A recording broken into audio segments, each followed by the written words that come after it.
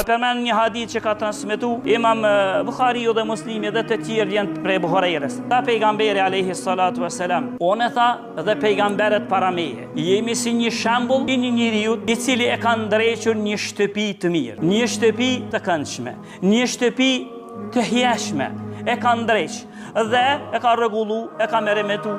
Vetëm se tha, vinë njerëzit me vizitu atë shtëpisë shumë e mirë. Kur vinë me vizitu, tha, i anën shtëpis, dhe e shofin si kur gati nuk gjojnë pengese dhe nuk gjojnë mangësi në atë shtëpi. Me përjashtim, tha pejgamberi a.s.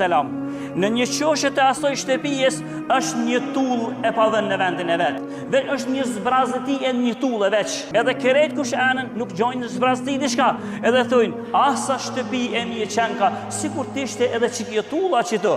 Si kur tishte edhe që kjo tull në vendin e vetë. Kërejt e pas ki mere me tu këtë shtëpi. Sa e mirë këka, vetëm se një tull dhe pas ki lomongi, që ato ja gjojnë si defekt. Tha pejgamberi alayhi salatu wassalam, fa ana labina, e unë jam qajo tulla që është vend në vendin e vetë, wa ana khatimun nabiyyin, e unë jam vula e pejgamberëve pastaj.